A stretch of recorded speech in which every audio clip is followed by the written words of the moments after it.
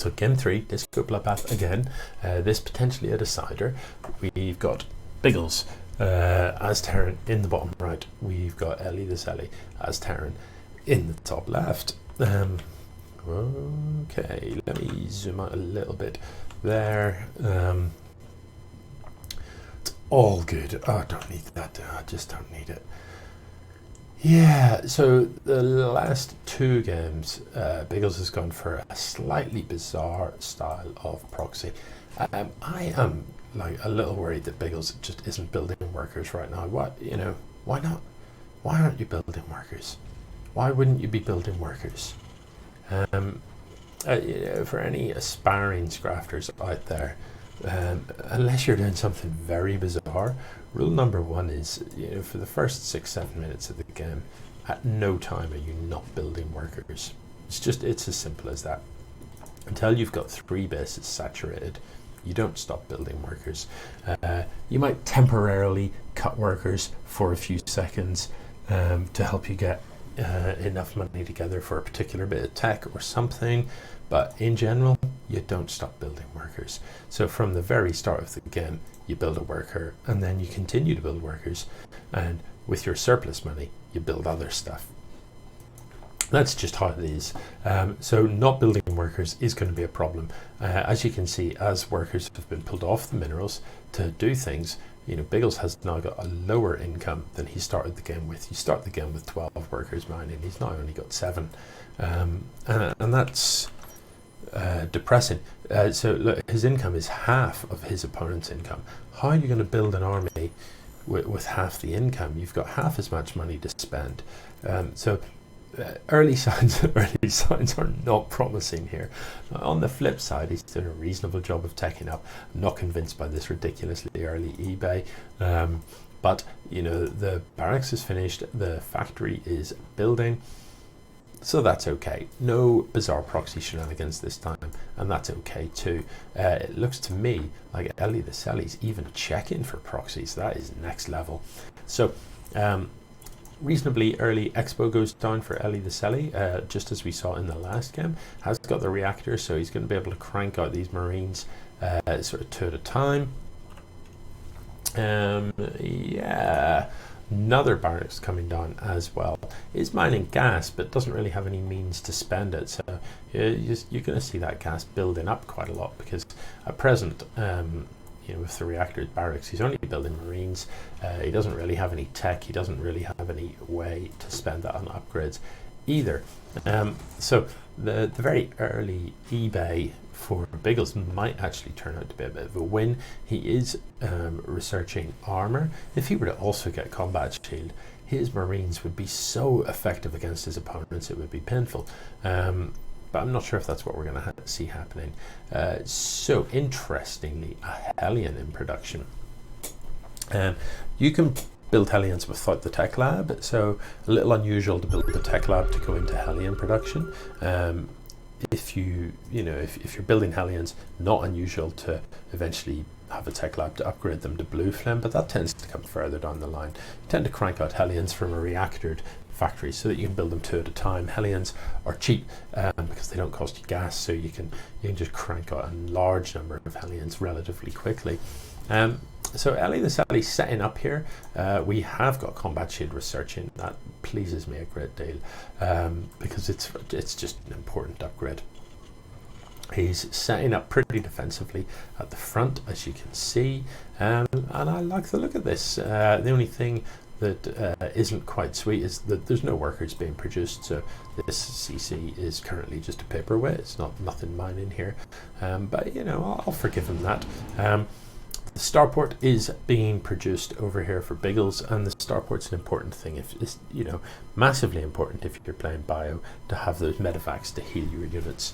It's a big part of the Terran army.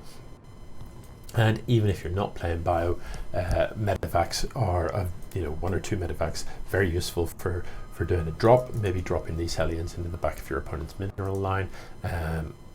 But obviously liberators are great units as well, so you may elect, if you're not playing bio, to accompany your mech army with a few liberators. It's pretty standard stuff. Right. Yeah. Okay. So production-wise, Biggels appears to have supply blocked himself, so won't be building anything just at present. I'm just confused. Just confused.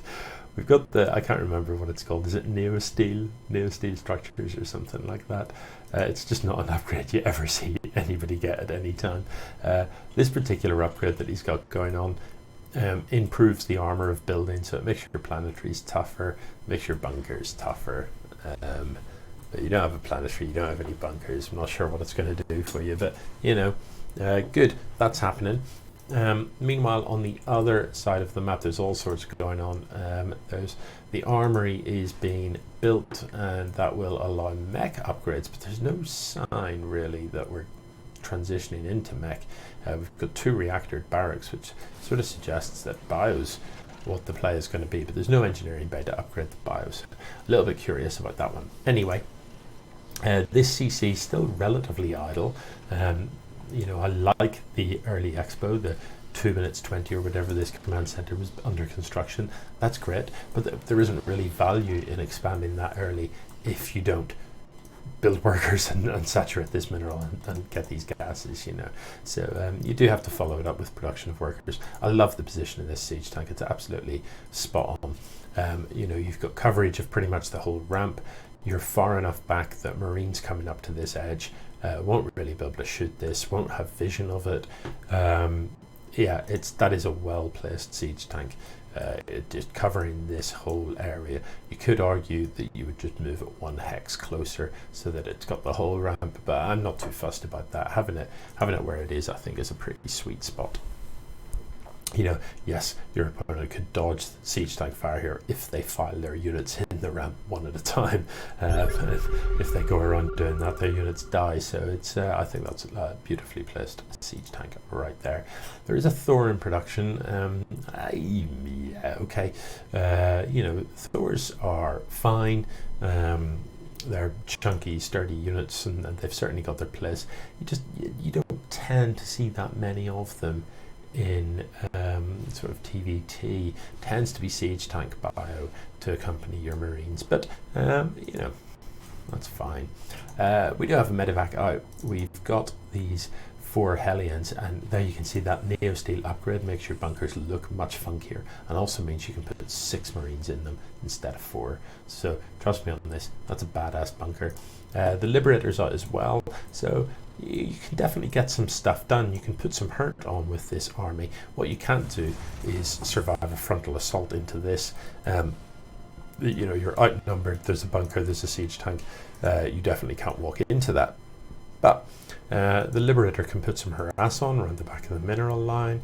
The medevac could drop these 4 Hellions in, and they could get a lot of work done, and that would be a rather tasteful outcome. But as it turns out, it's EliTheSeli that moves out, and that is the money scan. That was an absolutely glorious scan. Sees everything, sees that this whole army is coming across the map. So what will be the reaction? How does he respond to this? Initially, he responds by not moving whatsoever, and that is of some concern. I'd like to see this Liberator on the high ground in liberation mode, so making sure that it's got this ramp covered. I'd like to see these Marines pulled back into the bunker. I'd like to see more bunkers being thrown down. I want to see those types of things. Otherwise, this is just going to be a maul, and you're just massively outnumbered.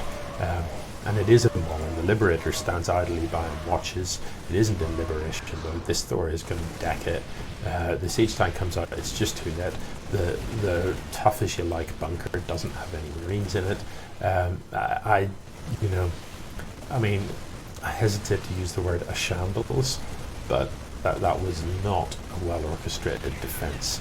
And it's a shame because it could have been. I mean, yeah, you were outnumbered, but you know, you knew this was coming. You dropped the perfect scan, and you saw this coming.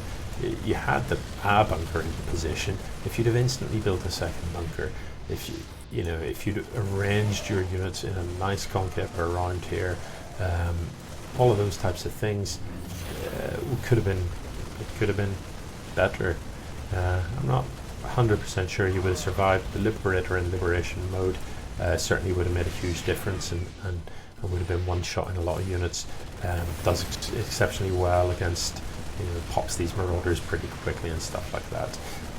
But none of that is what happened.